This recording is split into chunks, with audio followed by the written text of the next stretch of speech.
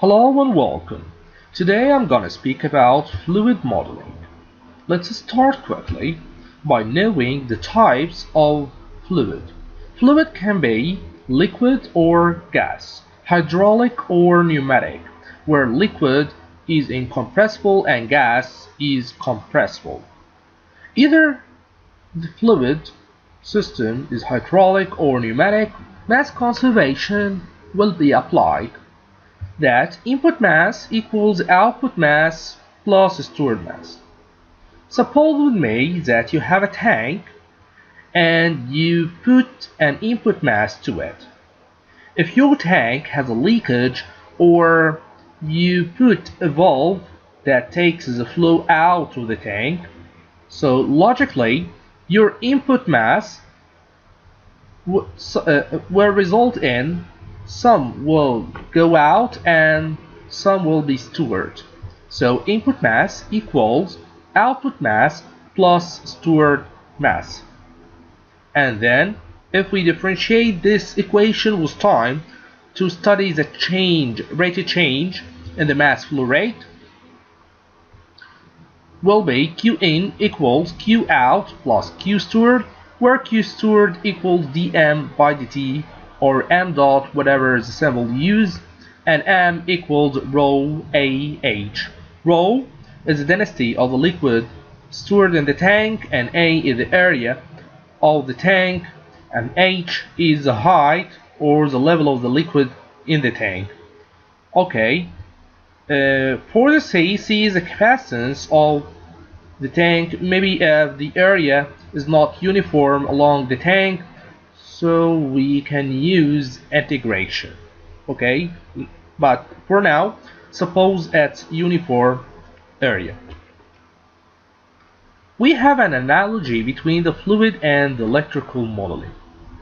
In electricity, if you have a resistance and this resistance is subjected to a voltage difference, a current will go through the resistance. While in fluid, if you have a pipe and this pipe is subjected to delta P, so a flow can go through the pipe.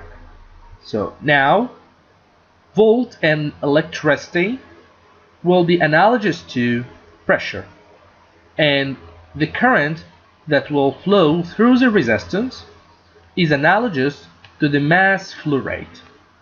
Knowing that the current is equals dq by dt, where q is a charge and mass flow rate equals dm by dt, then we can say that the charge is analogous to the mass.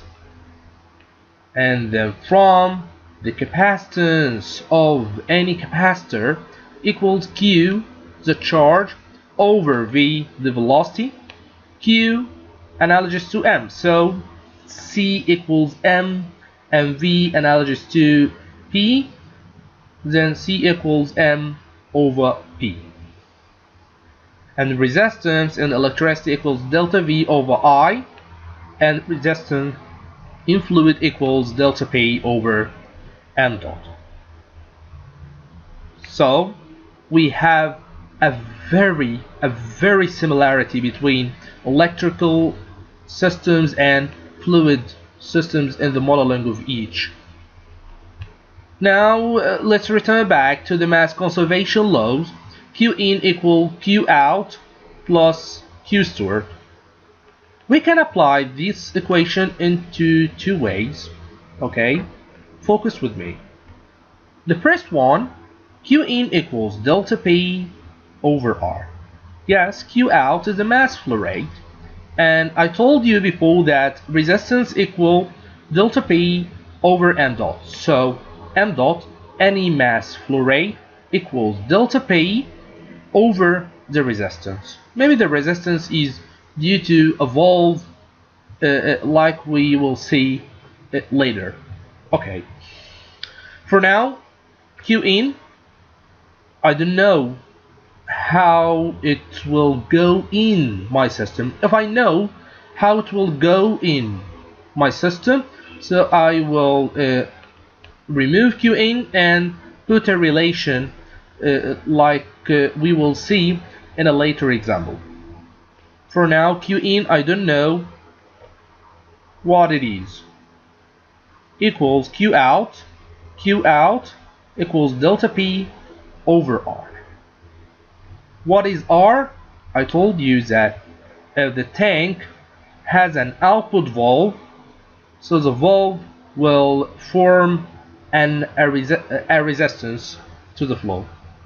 So Q out now equals delta P over R plus CdP by dt, where C is the capacity of the tank, dP the change in pressure over the change in time. Okay. The second way, Q in equals delta H over R plus AdH by dt, and in the second equation, our term every unit will be meter cubed per second. That means that the first equation is mass flow rate, while the second equation is volume flow rate. And R in the first one is not the same unit of the second equation. Okay. Another important thing I want to tell you about, that the first equation 100% we use when we make modeling for a pneumatic system. Of course, we cannot use the second equation because pneumatic systems doesn't have head, the level of the liquid in the tank, but we don't have heads or level in any pneumatic system. Okay, so the first equation will be 100% be used when we want to make modeling for a pneumatic system. And the second equation, we can use it for hydraulic modeling, and also we can use the first one in hydraulic modeling, while the second one is the most equation that we will use in hydraulic modeling. Okay. The final control elements, valves which form a resistance to the flow. Okay, because we have here a narrow passage, normal passage, narrow passage, and again a high passage. So at the point you make the diameter of the pipe, the flow go through narrow. Here you have a pressure drop. As we can see here, there is a valve screw down, generic two-way, powered using a motor or whatever it can be powered by, and a different valve, as you can see. Another important thing you must know that we have here a connections that is analogous to the one in electricity. If you put two valves in series, what it means, series connections, that the flow going through the first valve will also go through the second valve, so it's series connection. We can sum up these two valves in one valve, where R equivalent, the equivalent resistance, equals the summation of R1 plus R2. But in parallel connection, the flow going in will be divided into two parts. One will go through the first valve and another one will go through the second valve. We can sum up these two resistances or these two valves into one valve, that its equivalent resistance equals 1 over R1 plus 1 over R2 all to the power -1, or we can use the general form that 1 over R equivalent equals 1 over R1 plus 1 over R2 plus 1 over R3 if we have here R3, and so on. Let's take an example to clarify how to use the previous equations. It tells you here, referring to the liquid level system in the figure below, at a steady state the inflow rate and the outflow rate are both Q. What it tells you here, that at a steady state, if the input was Q bar and the output was Q bar, so the levels in the tanks will be H bar. At a steady state, if the input equals the output, so what will make the levels in the tank be different? This is what's mentioned here in our example, that at a steady state the inflow rate and the outflow rate are both Q. The flow rate between the tanks is 0, and the heads of tank 1 and tank 2 are both H. All of that happened at steady state. Okay, now at time t equals 0, the inflow rate is a change from Q to Q plus Q small, where Q is a small change in the inflow rate. So if a little change happened to the Q bar, what will happen? The resulting changes in the heads H1 and H2, the levels in the tanks will be changed, and also the Q out will change. The capacitances of tanks 1 and 2 are C1 and C2 respectively. The resistance of the valve between the tanks is R1, and that of the outflow valve is R2. What is required here is to derive the transfer function when Q is the input and H2 is the output. How we can solve such a problem? To solve such a problem, we have to study each tank alone. For tank 1, we don't have any equation till now other than Q in equals Q out plus Q steward. Whatever you see, a hydraulic system or a pneumatic system, you don't have any equation other than Q in equals Q out plus Q steward. Now let's see how we can apply it. Q in for tank 1, where is the Q's that enters tank 1? Okay, we don't have any Q's other than Q1. Okay, I told you before in the analogy between electrical and fluid system, Q is analogous to the current, and current equals delta V over R, and here Q equals delta P over R. But I told you that the second equation, where Q out equals delta H over R, will be the equations that we will use more times or most of the time. Then Q1 equals delta H over R1. Delta H, H2 minus H1 or H1 minus H2, it will be H2 minus H1. Why? Because the Q is going from the right to the left, so Q1 will equal H1 minus H2 over R1 equals Q out. Where's the Q out of tank 1?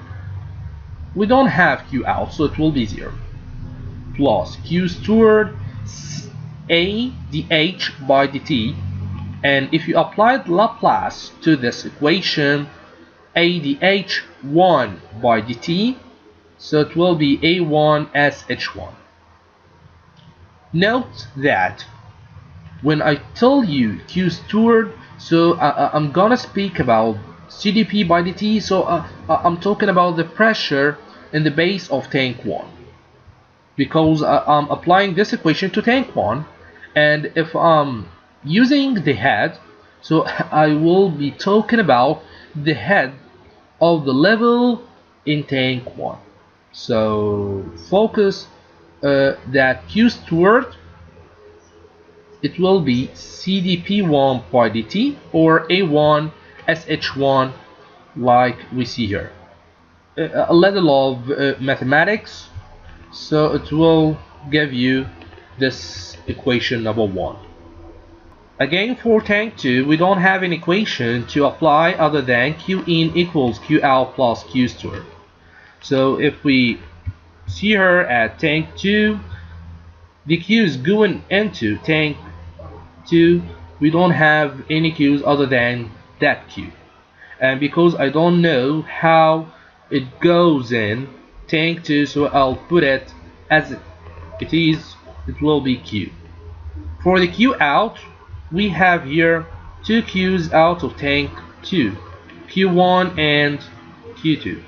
So Q out equals Q1 plus Q2, and Q1 equals H2 minus H1 over R1, and Q2 equals H2 minus the head of the atmosphere, that it equals 0, so it will be H2 minus 0 resulted in H2 over R2, the resistance.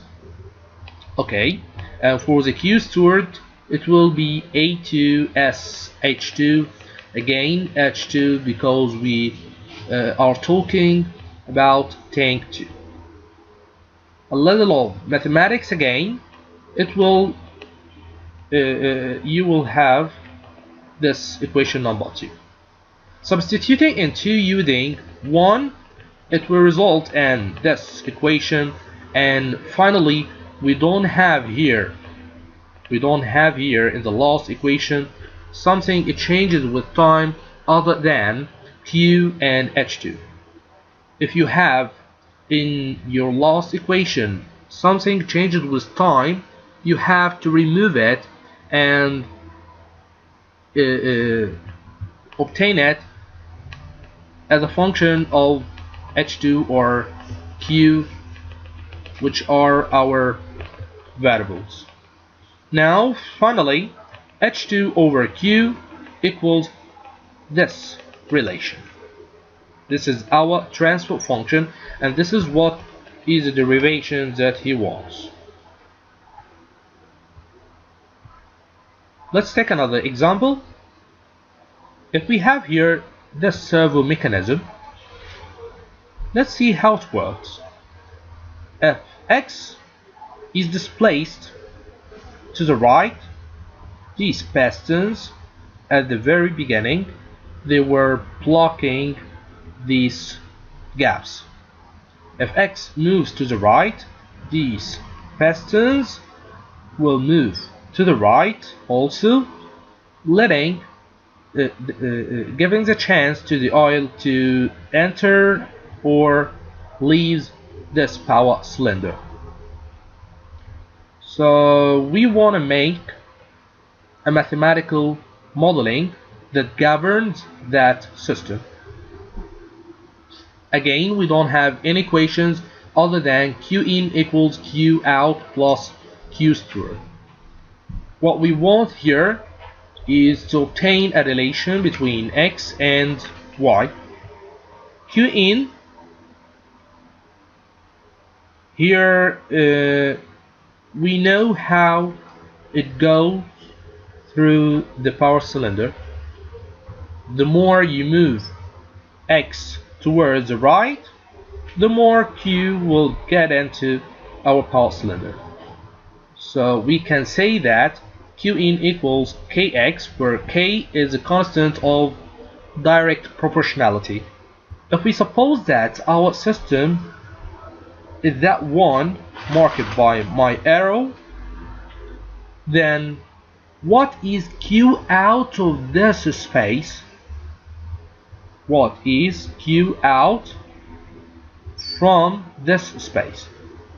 Nothing. We don't have here any Q out around our piston. Okay, so it will be 0.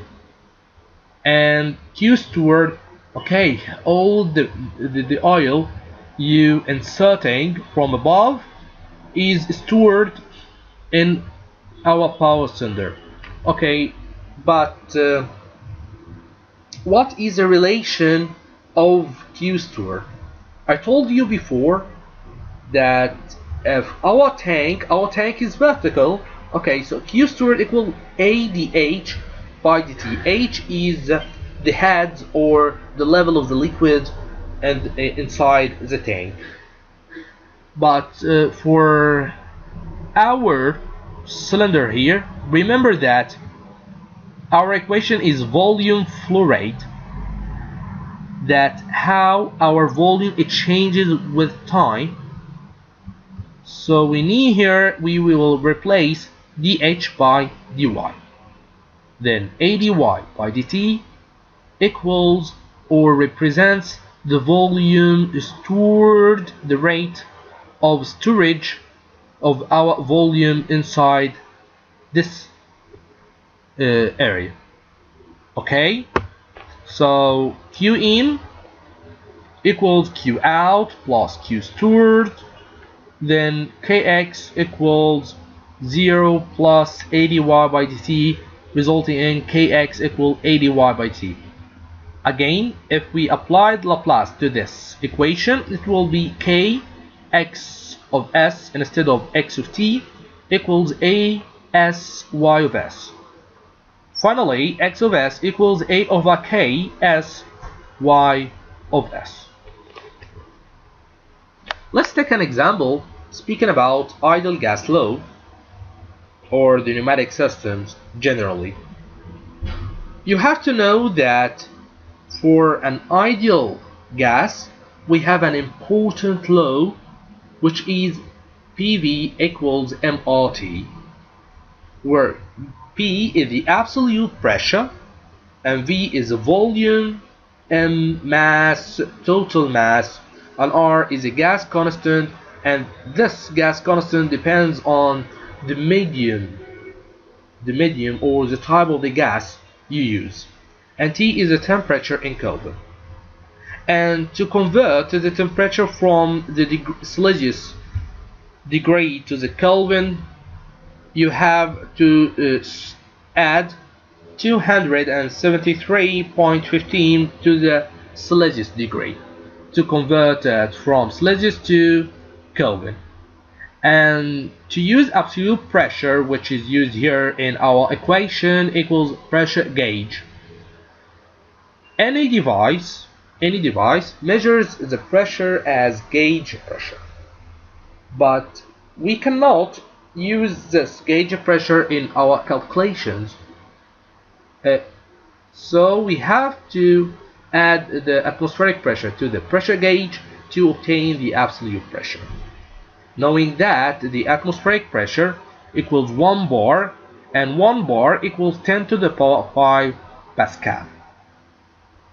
To get the specific volume equals the total volume per total mass.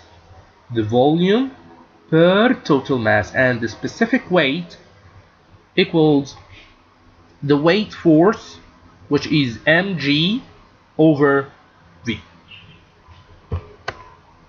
If we take an example here, which says that if you have here an air which is compressed into a tank of volume 2 meter cubed.